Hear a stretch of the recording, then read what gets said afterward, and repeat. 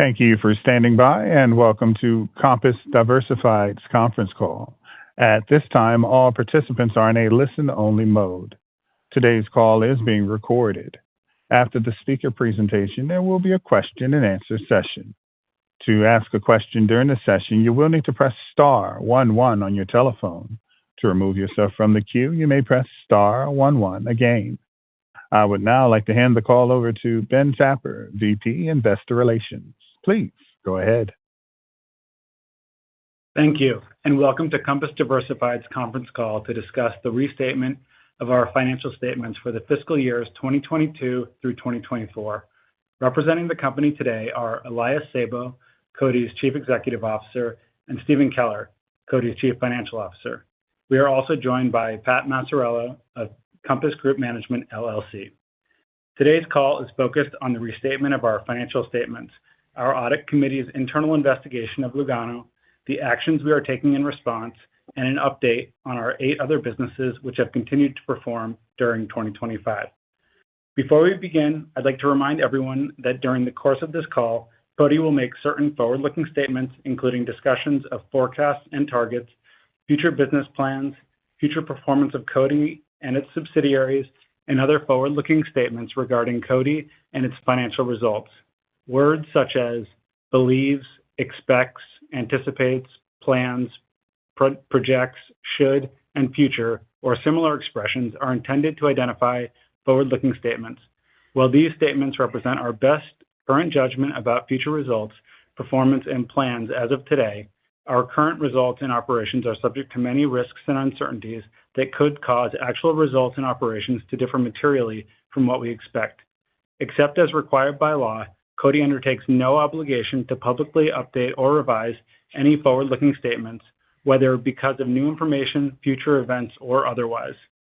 In addition to any risks that we highlight during this call, important factors that may affect our future results, performance, and plans are described in our most recent SEC reports and press release. During the call, we will refer to certain non-GAAP financial measures. Please note that references to EBITDA in the following discussions refer to adjusted EBITDA as reconciled to net income or loss from continuing operations in Cody's financial filings. At this time, I would like to turn the call over to Elias. Thank you, Ben, and good afternoon to everyone. Today, we will walk you through the fraud that occurred at Lugano and how it led us to the decision to restate our 2022, 2023, and 2024 financial results. We will also summarize the key findings of our audit committee's independent investigation and the remediation efforts we've already made and are continuing to make to people, processes, and structure in response to the Lugano situation. Finally, we will put this in the context of Cody's broader business and the performance we see across our other 8 subsidiaries. I want to begin by saying that this has been, without question, the most challenging period in Cody's history. We recognize the impact this situation has had on our shareholders, creditors, employees, and partners. Cody has always taken pride in being a disciplined, transparent steward of shareholder capital, and that standard continues to guide every decision we make. There are 4 key messages I want you to take away from today's call. The fraud at Lugano was pervasive, complex, and isolated to that business. In retrospect, Lugano was a unique, un-Cody-like acquisition in terms of structure, industry, and capital intensity. Based on what we've learned, we are refining our acquisition criteria and governance expectations. We are making changes designed to further enhance our people, processes, and structure, building on our long track record of accountability and transparency. 4, Cody's diversified business model has been battle-tested. Our remaining subsidiaries continue to collectively perform and support our focus on deleveraging, regaining market confidence, and maximizing shareholder returns going forward. For anyone who hasn't followed our situation closely, in early May, we announced that our audit committee had initiated an investigation into the financing, accounting, and inventory practices of Lugano. In that same release, we announced that Lugano's founder and former CEO had resigned and stepped off the Lugano board without severance. It is our understanding that shortly after the investigation was initiated, he and his family fled the U.S. and permanently relocated to Israel. The audit committee's investigation has now concluded, and the findings are deeply troubling. What the audit committee discovered was deliberate and systemic fraud. The former Lugano CEO engaged in a scheme to significantly overstate Lugano's sales and profits, misrepresent the existence and value of Lugano's inventory, and keep potential financial liabilities off Lugano's books and records. His efforts to hide his fraud were extensive.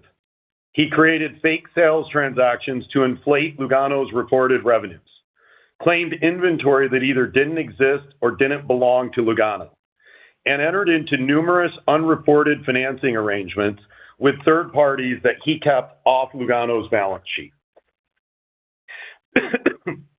These arrangements directly violated multiple Coty policies, as well as the terms of Coty's intercompany credit agreement with Lugano.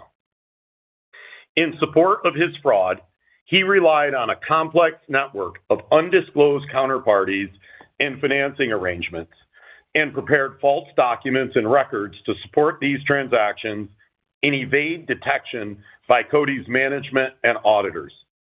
Importantly, the audit committee's investigation found no evidence that this fraud extended beyond Lugano to Coty or to any of Coty's other subsidiaries. Further, the audit committee's investigation makes clear that the former Lugano CEO's actions were not mistakes or errors in judgment.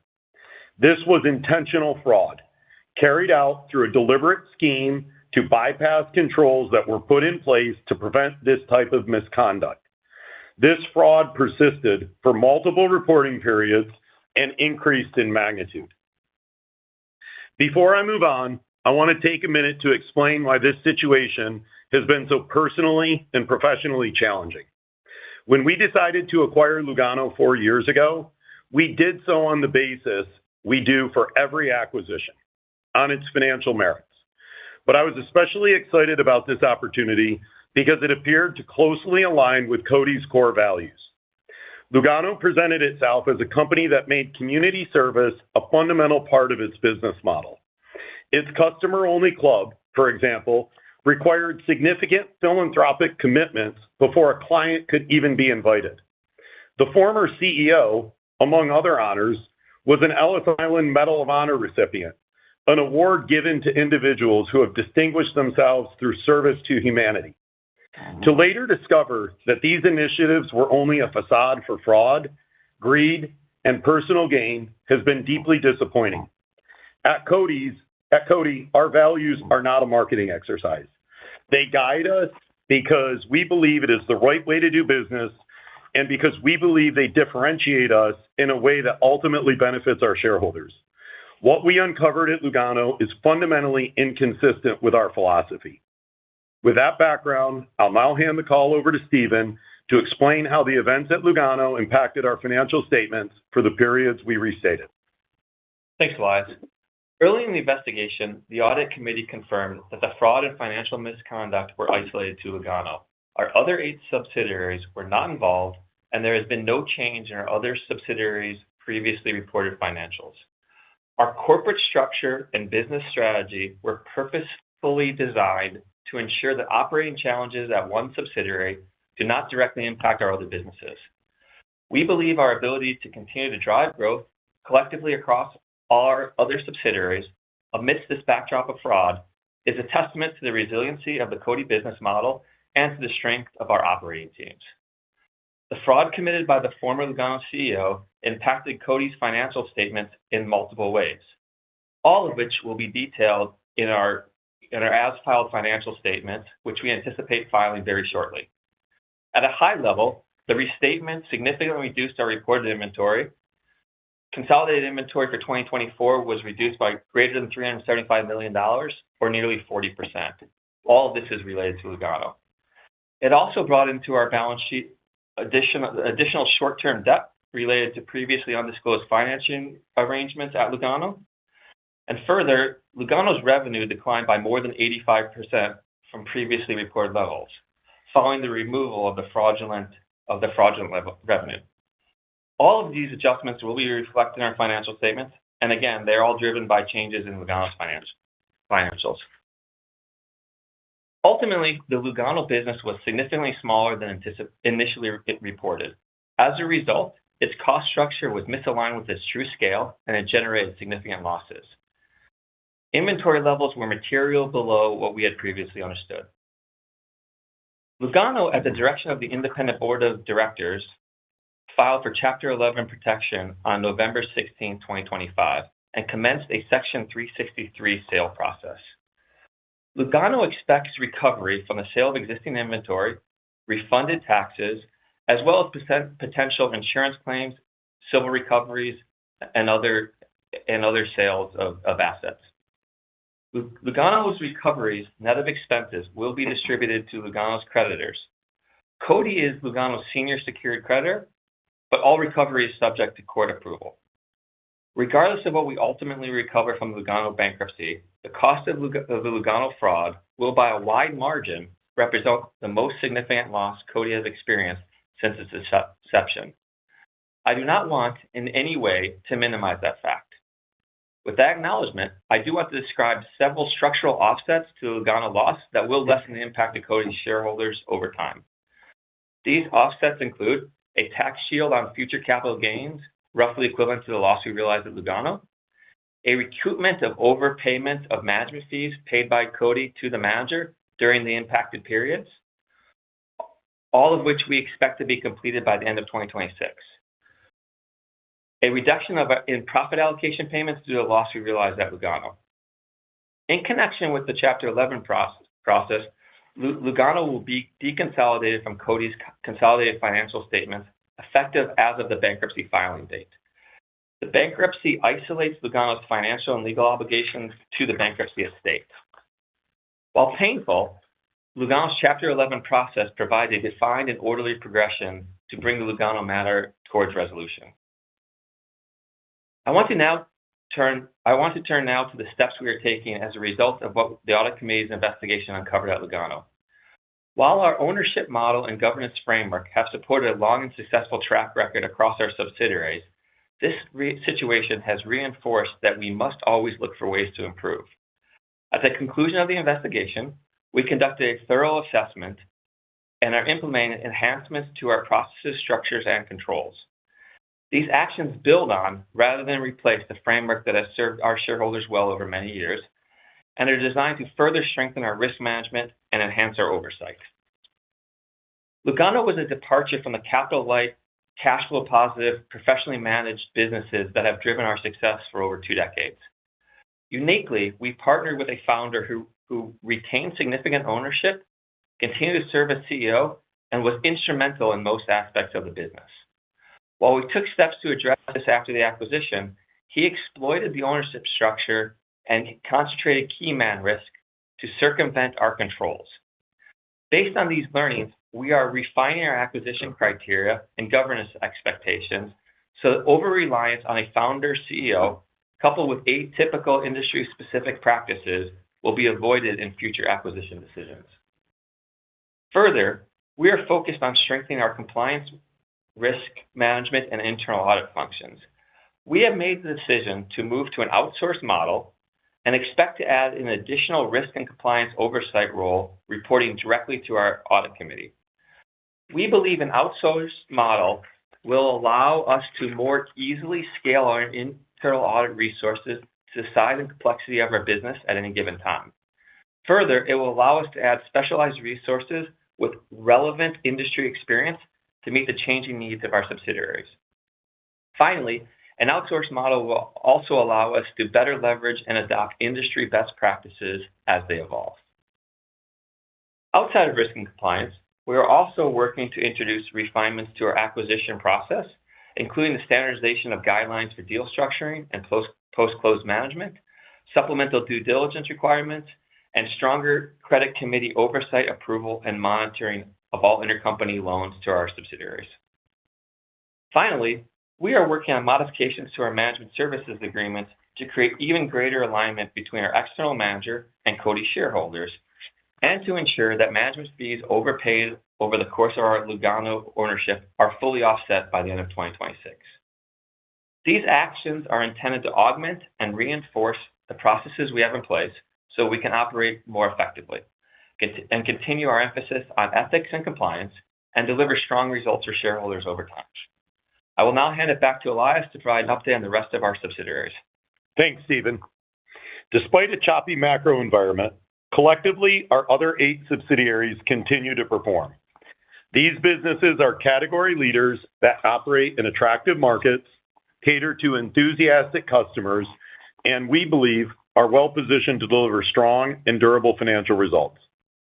In addition to filing the restated financials, we intend to file our first, second, and third quarter 2025 financials over the coming weeks. So I can't share as much detail about 2025 performance as I'd like at this time. However, in the aggregate, excluding Lugano, we have been driving growth in both sales and EBITDA. We're encouraged by the progress we are seeing across our diverse brands. For example, BOA is driving share gains across multiple footwear categories based on real and measurable performance improvement. The Honey Pot is now the fastest dollar growth, better-for-you feminine care brand in the market. Meanwhile, anyone who has followed the recent rare earth discourse knows Arnold Magnetics can play an important role in providing companies with domestically produced rare earth magnet solutions. And Altor, we believe, sits in a prime position to capture long-term growth in the attractive cold chain market. We believe we have exceptional subsidiaries across both our consumer and industrial verticals. That isn't to disregard the inherent uncertainty in the global economy today. While no businesses are immune to broader economic headwinds, we believe our subsidiary businesses are navigating them as effectively, if not better, than most. I'll now pass it back to Stephen once more to quickly discuss our path to reduce leverage and our financial outlook for the remainder of the year. Thanks, Elias. Before I walk you through our deleveraging plan, I want to clarify where we sit today. Our leverage ratio is significantly above our leverage covenants and also above where we'd like to operate from a long-term risk perspective. We are in active discussions with our senior lenders regarding an amendment to our credit agreement that would provide additional flexibility around our current leverage profile. Based on the progress of those discussions, we currently expect to finalize and announce the amendment in the coming weeks. I'd also like to take a moment to walk through our leverage in more detail, as there are several structural and operational factors that work in our favor.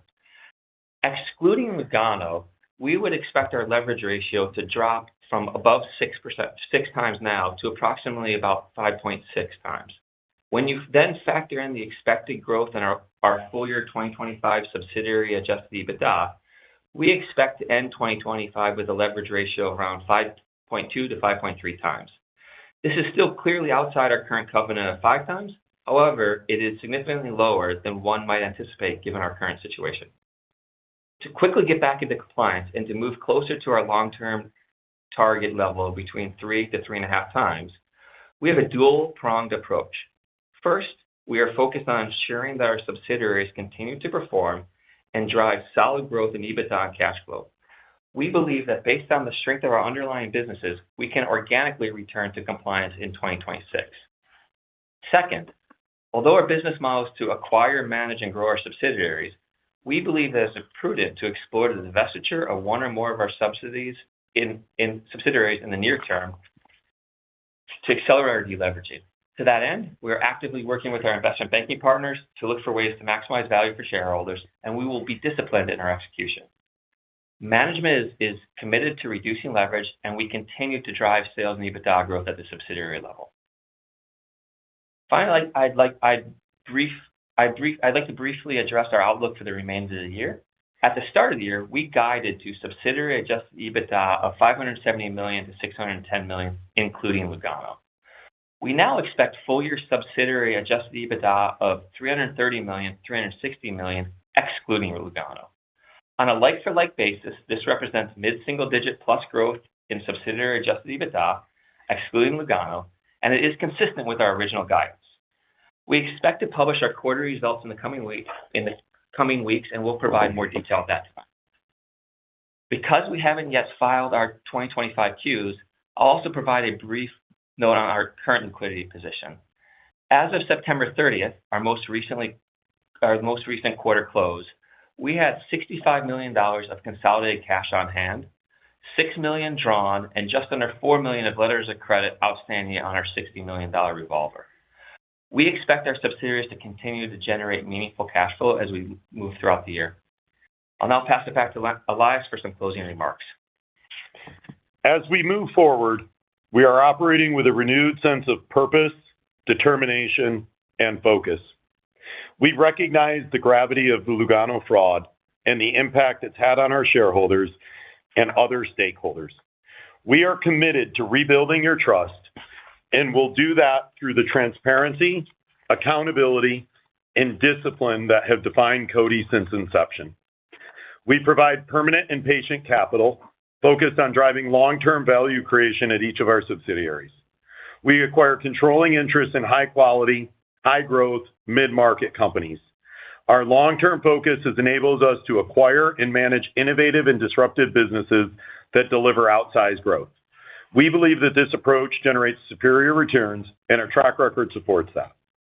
We also pride ourselves on appointing and working closely with high-quality management teams to deliver on the potential of each of our subsidiaries. As we've described today, we are taking meaningful steps to strengthen our processes, structures, and controls, and to sharpen our acquisition criteria and governance so that a situation like Lugano is not repeated. Meanwhile, our remaining 8 businesses continue to perform, and we believe CODI's business model has been tested and proven resilient. We are committed to demonstrating once again how successful this strategy has been and can continue to be, notwithstanding our experience with Lugano. We are focused on reducing leverage, regaining market confidence, and maximizing long-term returns for our shareholders. I would also like to take this opportunity to thank our subsidiary leadership teams and employees who have continued to execute at a high level and remain focused on serving customers throughout this entire process. Finally, I want to recognize the broader CODI team for their hard work and professionalism. Nothing about this experience has been easy, and we greatly appreciate their dedication and perseverance. As always, thank you for your continued support. With that, Stephen and I will now take your questions. Operator, please open the line. Thank you, sir. As a reminder, to ask a question, you will need to press star 11 on your telephone. To remove yourself from the queue, you may press star 11 again. Please limit yourself to one question and one follow-up to allow everyone the opportunity to participate. Please stand by while we compile the Q&A roster. Again, that's star 11 to ask a question.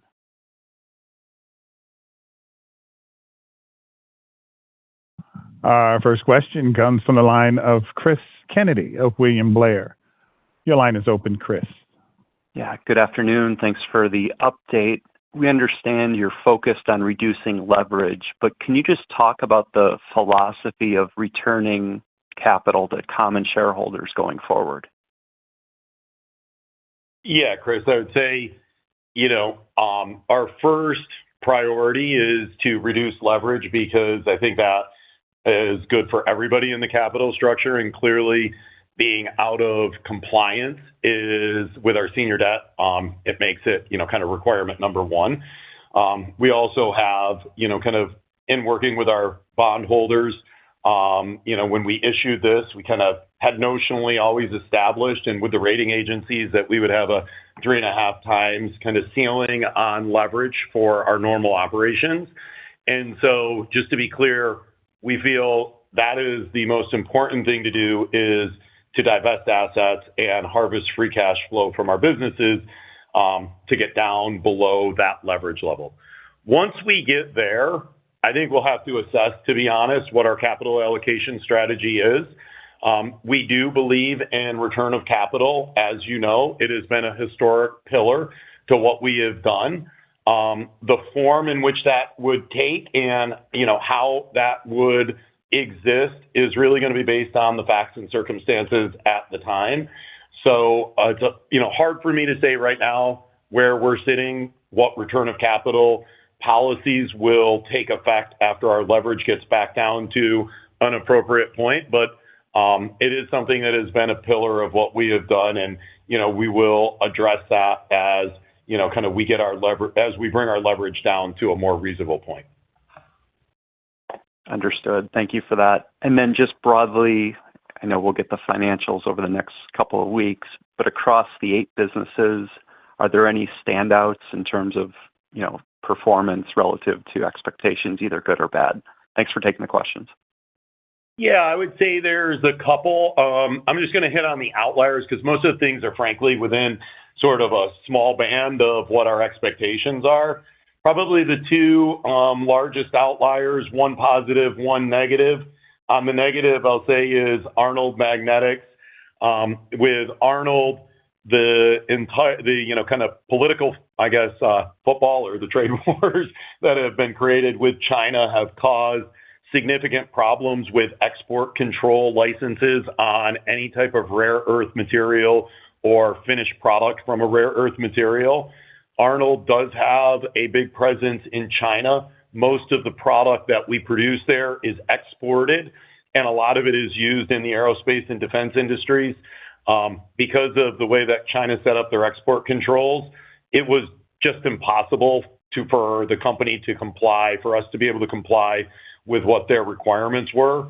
So virtually all of that product got delayed in shipping for, I don't know, call it 5-6 months over the course of the negotiations between the U.S. and China.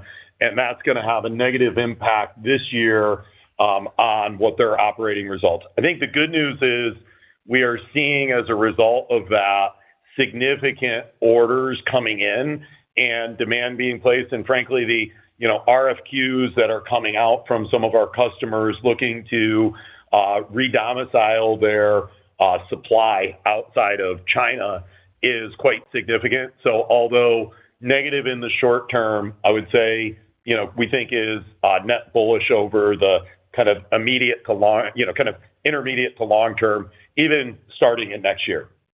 On the positive side, the Honey Pot has really performed far better than expectations. It is now the fastest growth in terms of dollar value in the feminine care market in North America, in the United States. It's continuing to take shelf space. We moved very successfully from the hygiene category and now have extended the brand into the menstrual category. It really opens up a huge part of the market, and I think more importantly also demonstrates the expandability of this brand into adjacent categories within feminine care. And so that company's growth rate, both top line and EBITDA, is significantly exceeding what our expectations were. I'd say everything else, Chris, is kind of within a 5% band of where our expectations broadly are. Understood. Thanks for all the details, and thanks for taking the questions. Thank you. Thank you. Our next question comes from the line of Larry Solow of CJS Securities, Inc. Please go ahead, Larry. Great. Thanks. Good afternoon, and welcome back. Just first question, just following up on Chris's question on 25. I realize you're somewhat compromised, but could you just give us any high-level view on free cash flow? I know obviously Lugano was kind of the drainer there, so hoping that free cash flow is at least commensurate with your EBITDA growth. Yeah, so I'd say 2 things. One, we obviously, as you said, Lugano was always a working capital hog. The other businesses actually generate very significant free cash flow. And so the other businesses collectively together are generating very substantial free cash flow. The only caveat I would have to say, though, is that obviously there's a meaningful amount of investigation and restatement-related costs that outside of subsidiaries that we are having to use some cash for that. But the businesses themselves are generating significant free cash flow. Okay. If I could just squeeze in two, just will we get the restated financials tonight? Is that coming out very shortly, imminently? And then can you just discuss the Lugano, just the Chapter 11 proceedings, kind of the length of it? I realize it's in the court hands, so some of it's out of your control, but kind of the next steps we should look for on that side of it. Thanks. Sure. So yeah, you can expect us to file the financials shortly. Probably not today, but it'll be shortly. Okay. And then with Lugano. And on the Lugano bankruptcy, look, where the process is actually today I think it's today is the last day for people to object to the original filings. It then moves into a process like the 363 process. Assuming there's no objections, they would move forward. I think the bids are available would have to be submitted by the 11th. It might be the 12th, 11th or 12th. And then we do know that after the 363 filing date, we've signed 15, the credit committee signed 15 NDAs with interested parties who want to participate in the auction. So there does seem to be some interest there. Okay. So, great. So basically, we'll kind of see where we stand. I think the one thing that's important though is that unless someone buys it as a going concern, think of it as an orderly liquidation of the existing inventory. That will be a defined period. There will also be a recovery of the taxes. That will take a little bit longer. There's a significant amount of taxes that was overpaid, around $70 million. Right. That would expect to go back to the Lugano estate. That's obviously not fully in management controls. You have to file amended tax returns, et cetera. And so we expect that to take, a lot of it to come back relatively soon, and then some could take up to 3 years. But the intention is to continue to just make sure that credit committee and the chief restructuring officer is focused on maximizing recovery, and that's what they're doing. Obviously overseen by the bankruptcy court, not by us. Okay, great. I appreciate all that call. Thanks. Thank you. Our next question comes from the line of Timothy D'Agostino of B. Riley Securities. Your line is open, Timothy. Yeah, hi, thank you. Kind of following off the last question regarding legal proceedings and any overhang with Lugano bankruptcy. For 25 results when they come out, should we expect, obviously heightened legal fees and expenses? And can you just provide any color around that? Thank you. Yeah, so you will see a substantially elevated amount of kind of corporate overhead costs driven by the restatement and the investigation. So probably, probably around, I think you can expect about $50 to $60 million of additional costs that will be accrued for. Okay, great. And then just if I can ask a second one here. I don't believe you provided any updates at Velocity and their 25 performance. I was wondering if you could just touch on that very quickly. Thank you. Velocity is after the sale of Crosman, Velocity is a very small part of our portfolio. They're performing they've resized their business on a like-for-like basis. They are doing okay. They're doing pretty well, but it's a very small part of the portfolio at this point. Okay, great. Thank you so much. Thank you. Our next question comes from the line of Matt Koranda of Roth Capital. Please go ahead, Matt. Hey guys, thanks for doing the call here. Wanted maybe just first, Stephen, if you could just give a quick rundown of what the balance sheet looked like as of September 30th. I know you just quickly gave, I think, revolver metrics, but just full debt on the balance sheet as of 9/30, and then just clarify for us. I think I'm clear on this, but I want to make totally clear. There are no obligations to Lugano creditors that are going to be retained on the balance sheet. Those would all be wiped and essentially with Lugano in the Chapter 11 proceeding. Correct. So that's a little bit of a tricky thing. So once it's deconsolidated, so as of November 2025, then all those things will be wiped. It'll be elevated at the end of the quarter, Q3, just because we'll still have those short-term kind of off-balance sheet debt that will now be on balance sheet. So that's where the right way to think of it is, I think the first 3 quarters of this year, which we will still consolidate Lugano in our first 3 quarters. They will be, again, I think you just think of they will just be a little bit messy because of that. Once we deconsolidate, then it'll be a much more cleaner state. But again, our total net debt should be kind of excluding the Lugano piece is about 1.9, a little bit under $1.9 billion. Okay. All right. That's helpful. And then just wanted to hear a little bit more about how we're thinking about asset sales.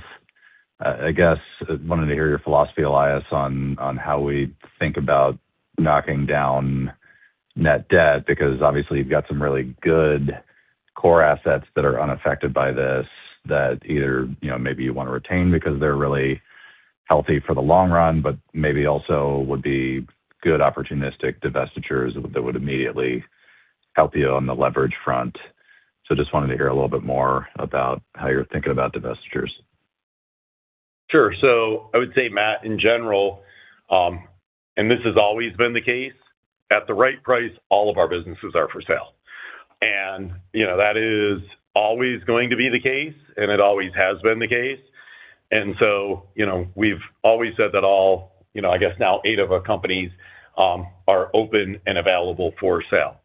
In terms of how we approach and would target the market, and which companies, we, as do not say what companies we are bringing to market or thinking about engaging in potential divestiture transactions with.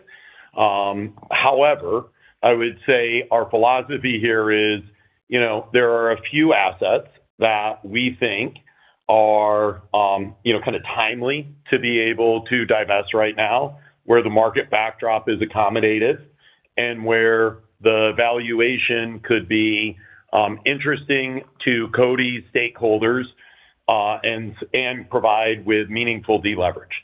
And so we are with multiple of our assets in different stages of conversations about a potential, kind of process. Some could be all the way to appointing an investment banker. Some could be a little bit earlier than that. But our goal would be to have a few companies that we are approaching market. And what we believe is that's not to say we're going to sell a few companies, Matt, but it's very difficult if I said, hey, we're going to take one company out and we're going to hang all of our hopes that that one company sells. Okay, we could guarantee a sale, but we may not like the price. And so we're going to put a couple of companies, kind of out in market, put out feelers, see where, kind of valuation is, and then we'll hone in on an asset or two that will allow us to achieve, kind of meaningful deleveraging. We are keeping in mind having, kind of assets that we want as a core that could, kind of over time serve as a good base to rebuild from. Those assets would need to fetch a far higher price, obviously, for us to be able to divest. But in general, I would say, there's a couple of, we're looking at this situation as unique in that, we may need to forego some future opportunity on a great asset if we can get a great price today, because it assists in the deleveraging efforts, which we think is sort of, from a strategy standpoint, the number one top priority, and it trumps sort of the longer term strategy of what we hold, over time, just because of the need to get our leverage down and the need to restore confidence back in the market. Okay, very fair. If I could just sneak one more in, I guess the question about incremental restatement costs has already been asked, but what I wanted to get a sense for is what happens with corporate expense if we X out Lugano and, once we're through with some of the restatement costs, I would assume that should be substantially lower over time. Any Yeah. sort of bracketing you're willing to do there for us? Yeah. So I for sure that obviously the restatement costs are one time and they're not part of the ongoing thing. I think you can think of on the management fees. I think you've heard us talk and I've heard Elias talk before that we think that so first in 2026 those will be down substantially, primarily because we overpaid in previous periods, and we'll be earning those costs back. So the cash costs will be much lower. In terms of corporate overfee, the public company costs and corporate other costs, I would say they'll be kind of on a little bit more on par. Yes, it's a little bit of smaller business. We've made some decisions to add some resources in internal audit and risk and compliance, just kind of given the kind of situation that we're in. So those costs will be, on par, but for a slightly smaller business. So we've increased them a little bit, because of the additional support that we're going to be providing. Okay. Thanks, guys. But the bigger reduction is going to come from management fees. Got it. Thanks, Steve. Thank you. Our next question comes from the line of Robert Dodd of Raymond James. Your line is open, Robert. Hi, guys. And sort of related to that question. On the incremental investments, I mean, you mentioned, going to an outsourced model, adding more staff, separating the fact that the corporate overhead might be flattish versus where it was before. But can you give us an idea about how much incremental cost are you sinking into the business on a go-forward basis in terms of additional compliance, risk management, etc.? So I mean, if it's flat, how much is the mix? Just how much more money are you spending on monitoring, etc., between internal new hires, etc., plus you mentioned going to obviously an outsourced model for parts of it. Yeah. So again, actually all of the risk management, including this new resource that we've identified, will all be outsourced. We made a decision to outsource that risk and compliance and risk management as an internal audit. Again, what I would say is the best way to say it, the total cost should be, the total cost for a public company should be only slightly higher, but again, it's on a slightly smaller business without Lugano. So we've increased costs from that on a relative basis, but not absolute.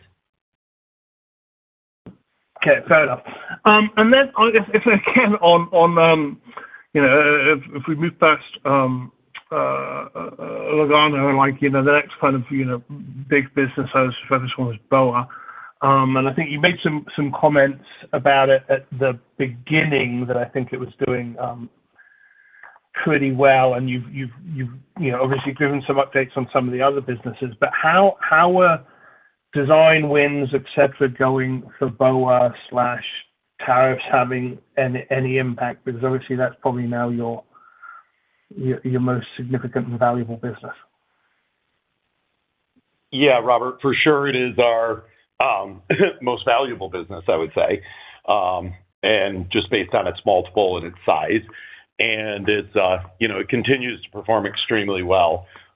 In terms of customer wins, we continue to get more placement. Our Alpine strategy is going really well, and now moving, kind of into the uppers and lowers on having both systems.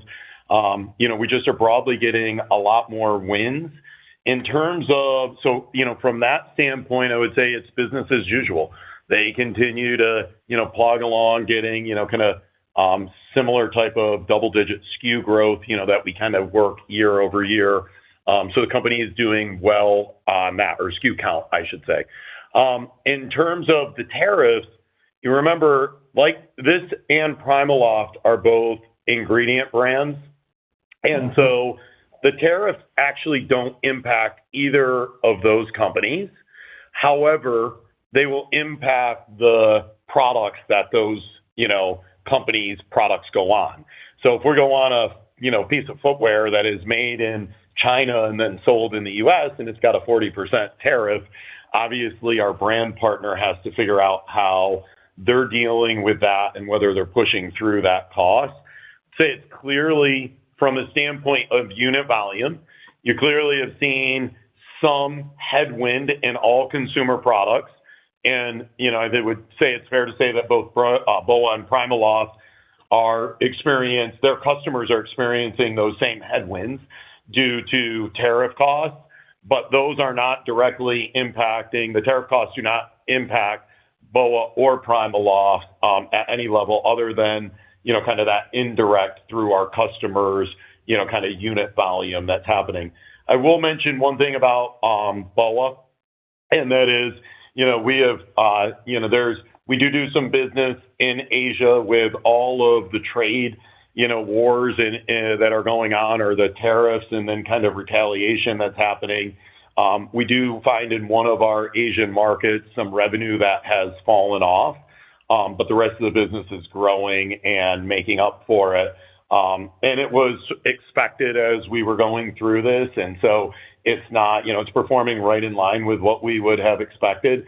But I would say if there's a negative to what's happening in trade, it's, kind of the political climate is spilling over into the international business opportunity.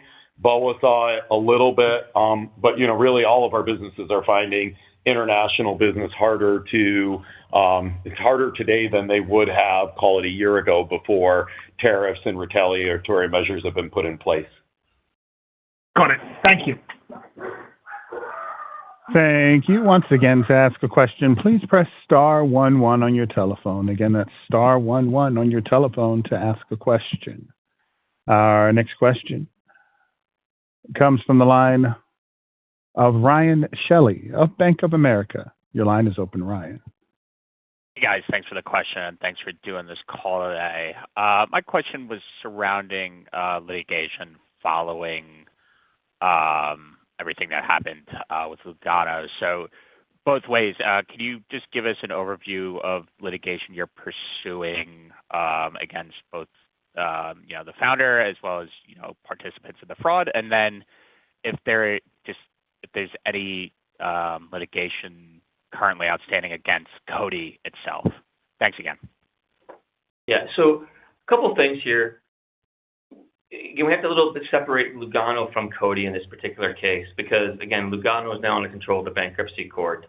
A lot of the claims that will be pursued by Lugano, and to the extent there's recovery, we would expect to get that as kind of senior secured. But Lugano is pursuing a lot of different avenues, specifically civil recoveries against the former CEO. There's some lawsuits that have been announced, and I'm sure there'll be additional things that they're working through. That's an important part. To the extent that if there's anyone else, any other third parties who are involved in the schemes, I think you would expect the chief restructuring officer to pursue all avenues to recover. In terms of Lugano Lugano, the bankruptcy and the chief restructuring officer, we believe, will be very aggressive to pursue all avenues. From our perspective, we will also look at any opportunities for recovery at the Coty level, but again, those will be more related to our investment than anything that happened as part of the investment, as opposed to Lugano going after the people involved in the Lugano business. There obviously have been, in terms of other lawsuits, there have been a number of lawsuits that have been filed, both shareholder lawsuits as well as Coty being named in lawsuits related to Lugano things. Most of those, as the bankruptcy had stayed, most of those lawsuits, and we would expect the lawsuits that were named that are really lawsuits against Lugano, we would expect those to be dismissed from our perspective. But there are a number of lawsuits that have been filed, and we'll obviously defend ourselves vigorously. Got it.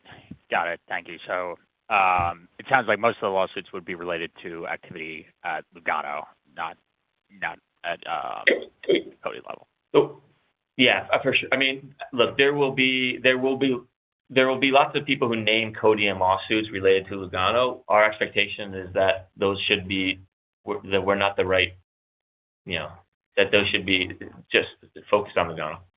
Yeah, totally understand. Thanks for the time, guys. Really appreciate it. Yeah, thank you. Thank you. I would now like to turn the conference back to Ben Tapper for closing remarks. Sir? This is Elias. Thank you all for your time today, and we look forward to talking with you in the next couple of weeks as we file our financials and get caught up through Q3. And we plan on having a call to discuss our year-to-date financials after we file our Q3 financials. Thank you. Thank you. This concludes today's conference call. Thank you for participating. You may now disconnect.